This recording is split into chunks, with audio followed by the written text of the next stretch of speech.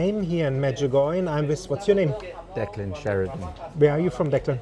Well, I live in Navan, County Meath, but I'm from Longford originally in Ireland. And how many times have you been in Medjugorje? I've lost count, but probably over 20. Why do you come back all the time? What is Medjugorje for you? It was the experience that I had here the first time I came. What happened? Well, I decided to come because I used to pray to Our Lady, and when things would work out as I hoped they would, I used to wonder then whether it was because I prayed or would it have happened anyway. But when I thought about it for some time, I decided it had to be prayer, and that I had never said thanks to Our Lady. And I came to that I would make a pilgrimage to a Marian shrine as a way of saying thanks to Our Lady. And I didn't have one in particular in mind, but any Marian shrine. It could have been Lourdes or it could have been Fatima. But as it turned out, my wife went to the local church and she saw a poster up for a pilgrimage to Medjugorje, and she came home and she said to me, now she didn't know anything about what I had in mind, she said, well, I see there's a poster up for a pilgrimage to Medjugorje, would you go? And I said I would, and she booked it and we went, the day came when we were to go. And as we left the house to go to the airport in Dublin, this idea came into my head, and it was, what gift did I want? And I was adamant, I'm not looking for anything, I don't want anything. I'm only going to say thanks to Our Lady for all the help she had given me. But I couldn't get rid of the idea out of my head all the way till I arrived here in Medjugorje as to what gift did I want. And I was equally adamant that I was not looking for any gift. But we came here, we arrived in the evening, it was dark, but Ivan was having a vision up at the cross of Our Lady, and being greenhorns, we decided, we'll have to go up there. But we had no lights and we had nothing, no preparation done, and we didn't know what the hill was like. And I suppose we were lucky we got down without breaking some limbs. There was a guy down here, had a little house just down here behind us called Finbar O'Leary. And someone told my wife that if the door was open at the house, that Finbar would be there and we could go in and he would pray with people. And the next day or some days afterwards, we were up on the hill and we came down, and she looked in across the wall, saw that the door was opened, and she said, well, we'll go in, and we went down and he was in. And he came over to meet us at the door and he said, asked us would we like him to pray with us. And I thought he would pray with Bernadette because she was in front of me and I was behind her, and we said yes. But he just walked past Bernadette and came over and put his hands on my head. And he hadn't said very many prayers until I was lying on the floor, not able to move. I could see nothing, it was black dark, it was... I didn't want to be lying on the floor, but I had no choice because I couldn't move. And I don't know how long I was on the floor for. I would say about 15 to 20 minutes. And gradually I started getting back power.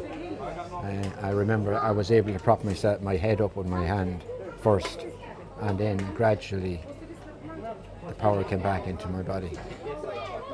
And my wife says I was crying, but I don't remember that I was crying.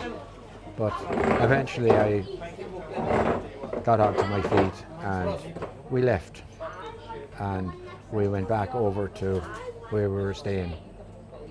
And thought about it, hadn't a clue what was after happening to me. And a few things happened then other than that, but the last night before we were to return home, we were to get up at 3 a.m. in the morning so that we get the bus to Dubrovnik for 4 o'clock. Bernadette woke at 2 o'clock and got out of bed because there was no switch beside the bed, and the switch was over by the door. So she had to go and turn on the light to see what time it was. Saw it was 2 o'clock, put out the light and got back into bed. But I was awake now at this as well, and I was lying in the bed thinking, it's not worth trying to go back to sleep. And it came into my head that I should start praying. So I started saying the Our Father, and I was adding more meaning, that words that with more meaning to me anyway, to the Our Father. And when I got to the end of the Our Father, I said, "For thine is the kingdom, the power and the glory." And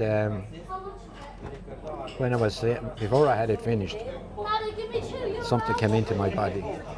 It was the most beautiful feeling that I ever had in my life. It was,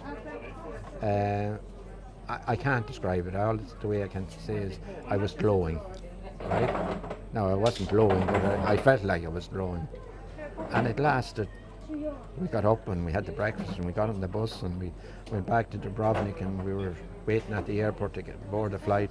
I still had this fire, this feeling, right?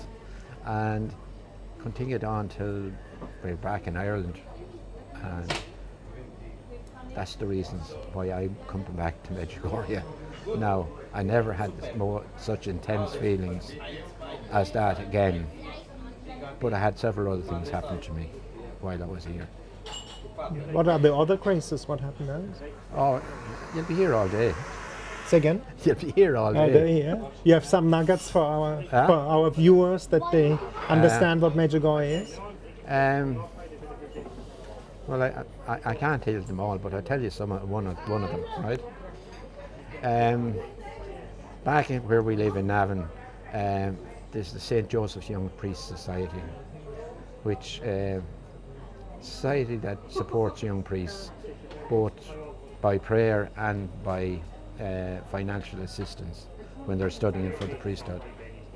I was coming out of Mass one Sunday and I was tapped on the shoulder and asked would I like to join, and I had no intention of joining them, but to put the person off that asked me, I said I would think about it and I'd let her know later on, with the intention that I would never let her know. But anyway, I came out here and I told her I was coming to Medjugorje and that I'd think about it and I'd let her know. I came to Medjugorje, but I didn't think very much of St. Joseph's Young Priest Society. And the last night that we were here, we had been in Columbus. We stayed a bit longer than we should have, and I was anxious to get back into bed, get to bed, to go to sleep because we were getting up early the next morning. And as soon as I got into bed, I closed my eyes, hoping to go to sleep. But instead of that, all I could see was a person who was clothed in a brown habit and had a stole over his head, and his arm was bare to here to his elbow, and he had a container of oil, and he was pouring this oil around my head very slowly and deliberately, and he was doing it, and as soon as I'd opened my eyes, there was nothing. I was in the room, there was nothing there, but as soon as I closed my eyes again, he was still there pouring this oil over my head, around my head, in a very slow, deliberate movement. And I thought, he's going to destroy me with this oil. And then I thought, oh, it's only an old pair of pajamas I have on me anyway, and it won't make much difference. And I must have went to sleep, because he was, as long as I can remember, all I could see was him going around with this. Got up the next morning, had my breakfast, got down to the bus, and there was a priest with the group, and I was the first to get on the bus, and the priest was the second. And he came and he sat down beside me. And he said to me, "Well, Declan, did anything strange happen to you in Medjugorje this time?" And it came into my head that I should tell him about this thing about the oil. And immediately when I mentioned that what had happened, or what was going on in my head, or wherever it was going on, he says, "Oh, that has to do with priesthood. And you need to read Psalm 133. And he talked about priesthood, a bit about it. He said, Aaron was the first priest, and they anointed his head with oil. And he explained to me that going round in that circle around my head was a circle of holiness. That was the circle of holiness. And I had a Bible with me, but it was in my case. But when we got to Dubrovnik, I got the Bible out and I read Psalm 133. And I was more than surprised. I don't know whether you know Psalm 133 or not. What is generally, what does it say? It's very short. It's only 6 lines long. It says how good and, the exact words I mightn't have, but it says about how good it is when brothers dwell in unity. It is like the oil upon the head of Aaron that flowed down onto his beard and onto the collar of his robes. It is like the dew that falls on Mount Hermon. I don't have the exact words now. That's when it mustn't be. But it's all about now. To me, it's all about priesthood and being anointed. So needless to say, I did join St. Joseph Young's Priest Society. You became a priest then? No, I didn't become a priest. No. I was married and I was a policeman. Mm-hmm. And, couldn't that be? For me, when I heard this story, I thought about Saint Charbel. The oil of Saint Charbel. I don't know anything about that. It's a Lebanese saint. You can get the oil here. Yes. It's from the tomb, and it's a healing oil as well. Yes. That's what my first impression was when I heard this now. I thought this is Saint Charbel, and it's healing. Maybe something, healing your thoughts. Well, I don't know anything about Saint Charbel. Just came like that. Yes. And you go to confession here in Medjugorje? I do, yes. Can you explain people? A lot of people are scared to go to confession after 30 years, and they think, what will the priest think of me? What would you tell them as an advice? I spent a lot of time thinking.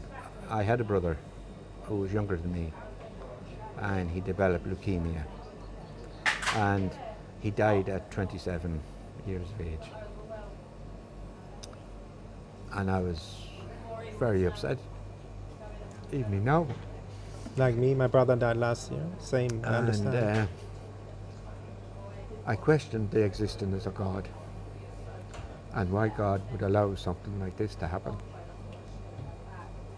And it took a long time, but eventually I came to the conclusion there was a God, and that He existed, and that He was a loving God. And it was like a parent who was a child. You'd do anything for your child, and you'll forgive them, even to do things that you mightn't approve of. And, we say the Our Father, and the first words, Our Father. So He is our Father, and He is prepared to forgive us, just as a parent would forgive their child. Now, I was a policeman for 31 years, and I dealt with an awful lot of difficult situations, and a lot of them would be between parents and child. And mothers really impressed me, because no matter what the child did, they were still their child.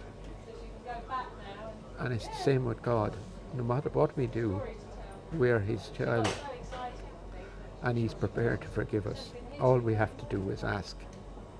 And that is what we do, or as far as I'm concerned, that is what we do in confession. Same with me.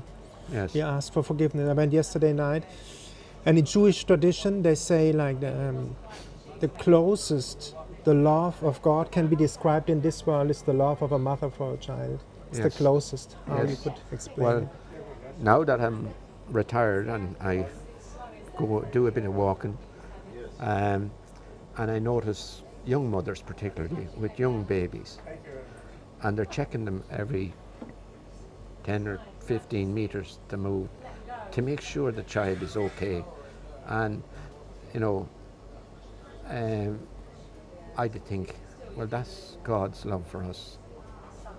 That it's infinite. It's even better than a mother's love for her Yes. child, which is so strong and so important. Because if we weren't loved by our mother, Yeah. in particular, our parents in general, but particularly about our mother, you'd be lost. You know. So that's the way I look at it. But that's only my thinking of it. I want to confirm it. A Catholic convert said, he experienced it's an ocean of love who is surrounding us every second of our life. And we can tap into that ocean of love if we open our heart. And especially here in Medjugorje, we can tap into that love. Yes. Right?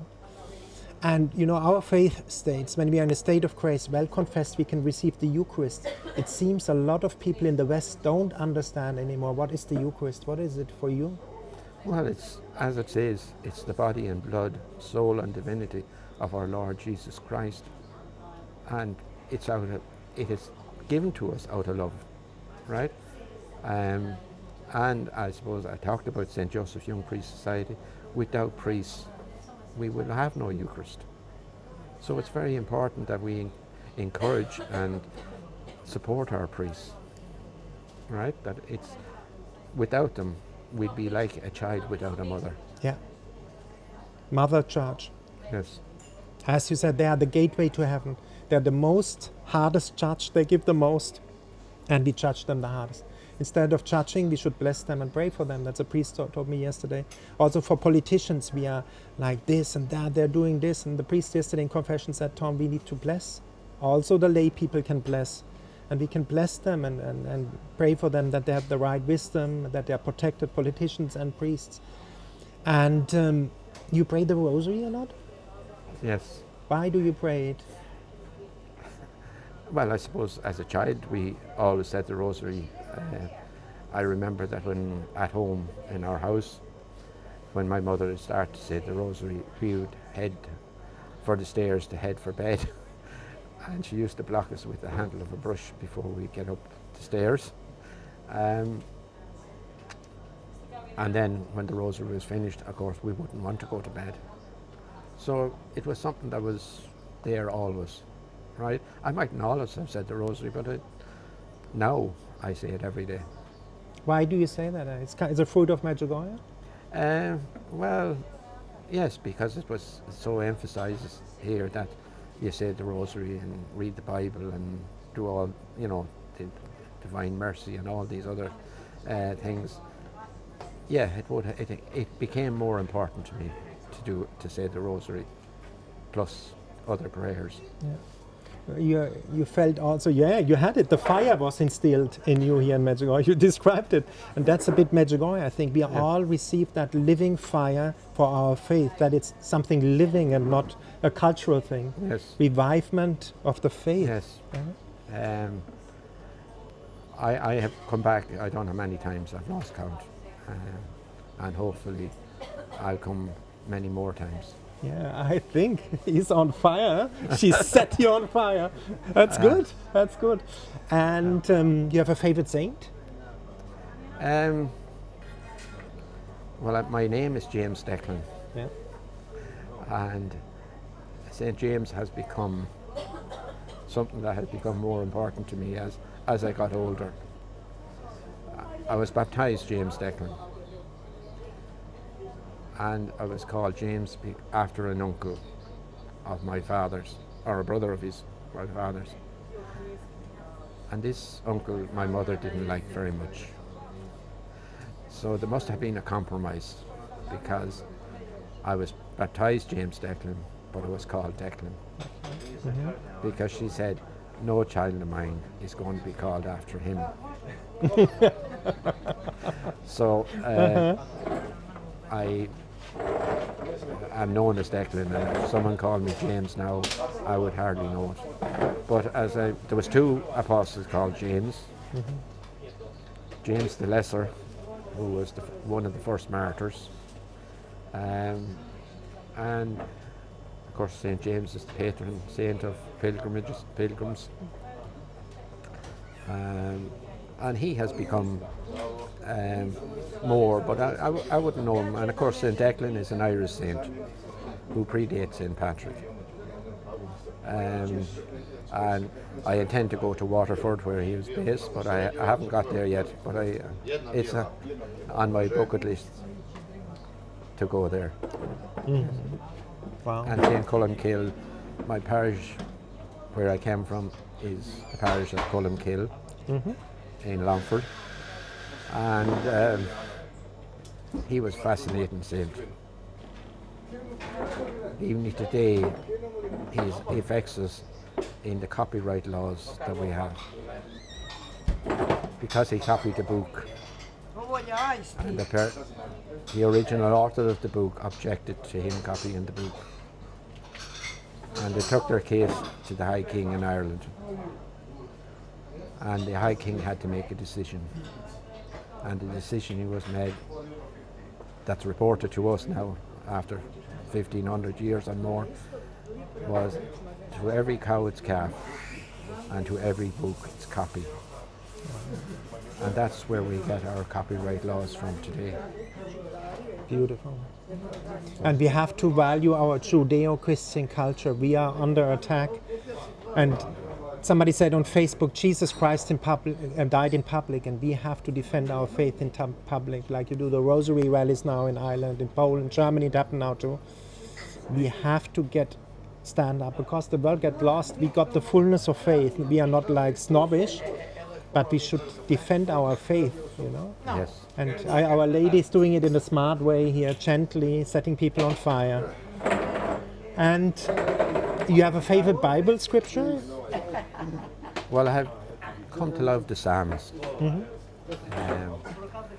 Psalm 22 in particular.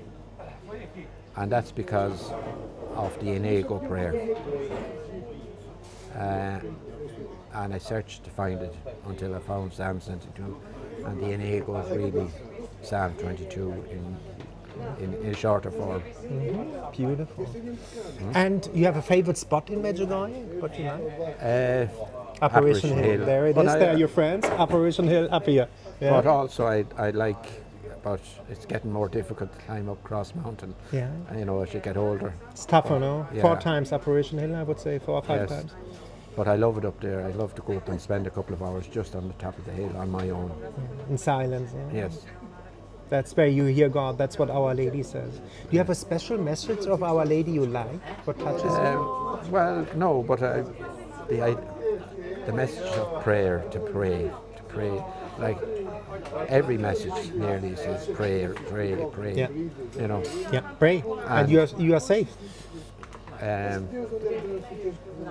Well, one of the other instances that I had here was when I had this kind of someone in my head talking to me, and I said, you know, I only prayed to you when I wanted something. And the reply I got was, that doesn't matter. That was a sign of faith, right? And now, especially when you go to funerals and people are gone before us marked with the sign of faith, I'd say, well, did you pray? Did you say any prayer, even minimal amount of prayer? I say, well, they were marked with the sign of faith. Beautiful what you are saying. And did you make the experience when you live in the intention, thy will be done, as it said in Our Father, that you're more in peace, more in joy, things fall into place? Yes. Same experience? Yes, I love I've grown to love the Our Father, and I regard it as the perfect prayer. Yeah. That it came from Christ, and if he wasn't able to pray, how would we be able to pray? So beautiful. And the Our Father to me is the perfect prayer. And at the end, what would you tell people? Why come to Medjugorje one time? Well, I don't know whether I've talked to people, and none of them seem to have the same experience in Medjugorje that I had. But I had magical experiences here. All I can say, they were out of this world. And I don't see why I should have experience out of this world that other people wouldn't have. So I would recommend go and try it. Yeah. See Okay. what happens.